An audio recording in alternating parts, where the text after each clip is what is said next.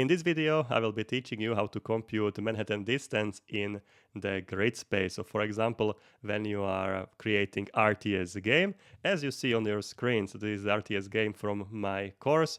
You can find the link in the description, and I will be showing you how to apply this Manhattan distance to get a distance, for example, between my warrior unit to the node where I want to navigate to, and I will be showing you the examples how you can apply this Manhattan distance. Okay, so let's get into the video. So let me first zoom in on this node, because on this map, on our small map, because that's what we will be working with here. Okay, and I will select the grid so you can see lightly at least the grid tiles here. They're not that visible, but we can see them at least a little bit. Okay, maybe just make it a little wider, maybe even zoom it even more. Okay, like this, that's enough. Okay, and now in which coordinate system we'll be working to make it simpler? I will be working in an XY coordinate system. So this will basically tell me this, like this. Here will be X. I will write it nicer. Here, this horizontal will be X. Vertical will be Y. Okay? And the coordinates will be starting from the 0, 0. So our warrior will be at the 0, 0 location. So let's mark it like this. 0, 1, 2, 3, 4. And here 0, 1, 2, 3, 4. So our warrior is at the 0, 0, right? You can see the intersection of the X and Y is at 0, 0. Where is our worker? Worker is at 4, 4. Connect the 4, 4. Here is the worker. And so on and so on. So each node on your grid will look like this. How you would find the distance between distance, I mean in terms of tiles, how many tiles you need to go from the warrior to the worker. There are many algorithms you can use. In our case, we'll go with a very simple called a Manhattan distance. Okay? Manhattan distance because the name comes from New York, layout of the city, because everything if you saw the map of any American city, it's basically divided into the blocks, right? The streets basically look like this, right? Everything is, you have the block, you have the one main street, and then you have a lot of the side street, and then you have again main street and a lot of side street. So when you want to navigate from one street to another one, you just need to go basically this way, horizontally, and then orthogonally, like this. Vertically and then orthogonally. Okay, so if you want to navigate somewhere in this grid layout, you need to go these ways. Okay, and so on. That's why the Manhattan distance. Okay, so how it's computed? I will give you a formula for this. This I will keep for after. We will go to our file into our AI, and we'll create here a new file, and we'll call it nodes.txt. Okay, anyway, here I will keep all related nodes. So first, Manhattan distance, okay? So Manhattan distance. Okay, so distance is computed like this. As the absolute value of x1 minus x2 plus absolute value of y1 minus y2. Absolute value, because when you get a negative value, it will transform into the positive. So you're getting always positive values. Okay, so how you could compute the distance between our warrior at the location? Where is the location warrior? 0, 0, as we said, 0, 0. And our worker is at the 4, 4. Right, so we're applying the Manhattan distance. It would be absolute value of the x1. I will keep it up. Okay, so 0, 0, and we want to go to 4, 4. So absolute value of x1. This is the x1, by the way. x1 and y1, and this is y1, x2, and this is your y2. Okay, so this start position is your x1, y1. The end position is x2, y2. So absolute value of the x1, so 0, minus 4, plus 0, minus 4. Okay, and this will give me 4 plus 4, and this will give me 8. Okay, so distance from the warrior to the worker is 8 tiles. Okay, so let's try to compute it. So 8 tiles. So 1, 2, 3, 4, 5, 6, 7, 8. Okay, so it takes me 8 tiles to get at the worker's position. Exactly 8 tiles. What it can tell you also here is how many tiles you need to go horizontally and how many you need to go vertically. Okay, so if you will take a look here, this part here, where you are writing x1 minus x2, that's your distance of x. So we can call it ds x, distance x. And this one here tells you how many you need to go vertically. So we can call it dsy. So basically I need to go 4 tiles horizontally and 4 tiles vertically. So 4 tiles, 1, 2, 3, 4 horizontally and 4 tiles vertically. 1, 2, 3, 4. Okay, so that's from the Manhattan distance. Okay, as you see here, this doesn't tell me anything about diagonals because we are currently not computing with the diagonals. We only the distance, and it will tell you only how many tiles you need to go vertically and horizontally. But there is something called modified Manhattan distance, where you can also get how many tiles you can go also diagonally. Okay, so how to figure it out? How to also get with the diagonal distance now? Because diagonally we could go simpler, right? Because here I could go 1, 2, 3, and if the diagonals would be allowed, I could go also here. Okay, not here and here, but straight here. Okay, because these tiles are not blocked. Okay, it looks like there is something in the way, but there is really nothing here. It would have be something blocked like this to not be allowed to go on this tile. But there is nothing in the way, so we should be able to go 3 tiles here horizontally, then here then the diagonally, and then again back to this type of the movement and reach the here. So this way I could go only 7 tiles like this, right? Try 3 tiles horizontally, then 1 diagonal, and then just back down. Okay, so this part here, how can we figure it out? So for this, I will write you a new formula.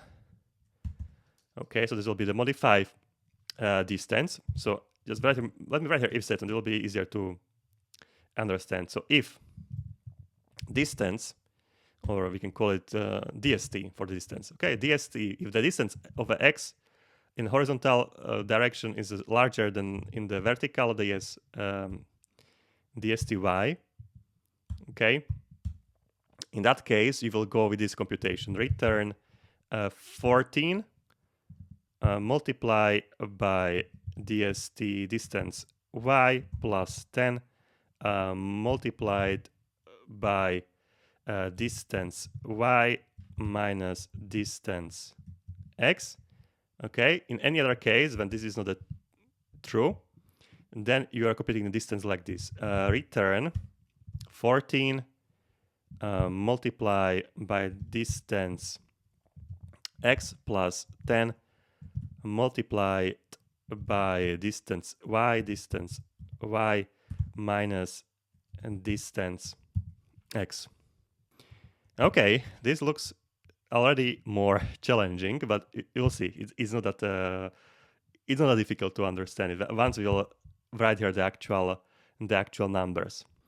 Okay, so this part here, right, x1 minus x2 is, I told you that's your distance x, and this is y1 minus y2 is your distance y. So again, the same example. Okay, we want to get from the 0, 0, where is our warrior. We want to get to 4, 4, where is our worker. So again, to compute the distance x is equal x1 minus x2. That's this formula here.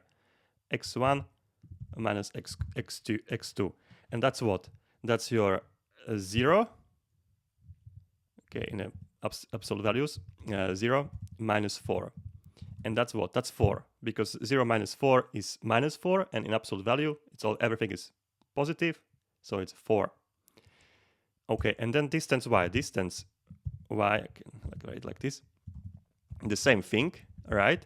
So y1 minus y2 equal 0 minus 4, and that's again 4. So in this case, distance x is equal to distance y. So where we will go? With what computation we are going? With this one or with this one? Okay, so distance x is not larger than distance y. They are equal, so we are going with this here. Okay, here we'll be computing this only if the distance x would be larger than distance y. So if this x what we got here would be, for example, 8, and the distance y will be 4. But they are same, so we are going with this computation. Okay, so let's compute it. So this is equal to 14 multiplied by the distance x. So distance x is it's a 4 multiplied by 4 plus 10 multiplied by, in a bracket, distance y. So distance y is here, 4 minus distance x. So that's also 4, right? So that's 4. So that's basically 0. So this will get you 14 multiplied by 4 plus 10 multiplied by 0. I didn't tell you what this 14 and 10 means actually here. 10 means, I would like to write it now here, but we have this nice thing here going on here. Okay, I'll write it under here. So 10 means orthogonal move. Orthogonal move. Okay, so it means we are moving horizontally or vertically. In a straight line we are going. And 14 means that we are moving diagonal move. So we need to distinguish moves. And you can see the diagonal moves cost more than orthogonal moves. Why is that? Because when we have our tile here, the tile here, and tile has a unit distance, so 1 on every side here, right? Okay, 1, 1, 1. So if you want to move like this, so horizontally or vertically, so orthogonal move basically, then it costs 1. And we are not using the 1, but we are using 10. So we just multiply by 10, and that will be your orthogonal move. It will be 10. You will see the reason why, because the diagonal move, so this one here, this diagonal move here, is longer. The distance here, if you compute here a Pythagorean theorem, so here's a right angle, and you will use the Pythagorean theorem, you will get something like 1.41, something like this, right? And then you will multiply it by 10, so you're only getting the floating points here, decimal numbers, that's the only reason for it. And when you multiply by 10, you will get 14. So that's why for the orthogonal move, so horizontal or vertical, we are going with tens. All right, and with diagonal moves, because the distance of this line is larger, is 1.4 something, then we are going with a 14. That's why you see this in the formula 14 and 10. That's the only reason for it. And now, very interesting part here. So what it will tell me here, when you look at the formula here, is that when the 14s are the diagonal moves, it's telling me that this number we are multiplying it by the 4, it tells me that I can go for diagonal moves and 0 orthogonal moves to reach my target. Okay, and we can verify it.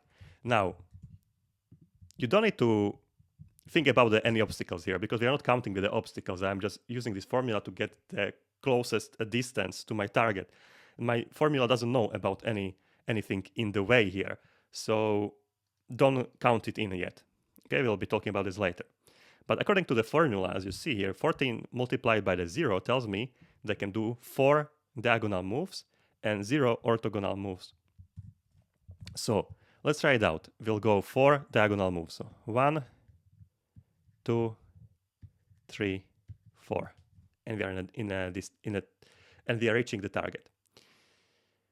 Okay, let's go with something else. Let's see. let's see, my warrior will be here. Okay, let's see, my warrior will be here. Click on the warrior and move it down. So the position of the warrior on the X is 0, on Y is 1. Okay, so now we'll be computing. All right, and this formula will be also later important because you will see. Okay, let's keep it this way. Okay, so new example. So we are now at the X, what we said, X is 0, Y is 1. So 0, 1, 0, 1, and still we can go, we want to go to 4, 4, 4, 4, 4. Again, apply the same formula, distance X equal x1 minus x2. So this will be 0 minus 4. This is equal to 4. Okay, and then we'll go with the distance y equal 1 minus 4. This is what? This is 3. Okay, in this case, you see the distance x is larger than distance y because the 4 is larger than 3. So you're going with this formula here. Right here. Okay, so this is what we want to apply here. Distance x is larger than distance y. So let's go with this formula. All right. Yeah, so let's apply it. So just see, replace the number variables for numbers. So 14 multiplied by the distance y, so that's the 3, plus 10 multiplied by distance y, which is 3 minus 4. And this doesn't look right, actually. They should get here negative numbers. Let me see the original formula. I did here very, very big mistake. This should be also, this part should be different here. This should be dst x minus dst y should not get any negative number. So this should be also reverted. So it should be this way. If the distance x is larger than y, then you're going with this formula. Otherwise, you're going with this one here. The other one formula is good. So we have computed the other part, the part before correctly. Okay, so just copy this and replace it here. Small issue. When I'm talking and writing at the same time, I'm sometimes making such a mistakes. Small ones, but good that we have noticed. So again, 14 multiplied by the dsty, so 14 multiplied by the 3, and 10 multiplied by the dstx minus dsty. So this is 4 minus 3, so 10 multiplied by 1. Again, what this will tell me? Now the 14 represents diagonal move, so these tell me 3 times move diagonally, and here 1 time move orthogonally. So let's try it out. So 3 times diagonally, so from here 1, 2, 3. Okay, so 3 diagonal moves, and now 1 orthogonal move, 1 here. So you can see 3 moves like this. All right, and 1 move like this. Okay, exactly according to formula here. So there you have it. If you want to just move horizontally and vertically, you just use the basic Manhattan distance. And if you want to also move vertically and orthogonally, vertically, if you want to move diagonally, that's the important part, and orthogonally, then you use this modified version where for the diagonal moves you use the number 14, and for orthogonal moves you use the number 10 in this formula. And this will get you exactly how many moves you need to move. Of course, this doesn't count these obstacles in the way, but this formula will become very handy in the later in the computation of A-star algorithm. Okay, because we'll be using it also just compute the distances between, for example, if we'll be checking later if I can move from this node here, where is my warrior, to this node here. And for this also I can use the Manhattan distance the same way as I wrote it now. So you just get the locations. This is a 0, 1. Where is the warrior? And I want to move now to, and this is the 1, 2, right? So this is, I want to move to 1, 2. And exactly, if you will compute and replace the variables in now the Manhattan distance formula, you would get here exactly something like this: 14 multiplied by 1 plus 10 multiplied by 0. This tell you just you need to move one time diagonally to get here. Okay, so you can also use this formula for such computations. And this will be, as again I said, important in A-star algorithm, which I'll be explaining in the next lecture. For now, it's good to have this basic of the Manhattan distance. Okay, let's preserve warrior as it was before, the location 0, 0, meantime. After the lecture, try any location on the map, try to use the Manhattan distance, get familiar with it, that you are comfortable with the computations.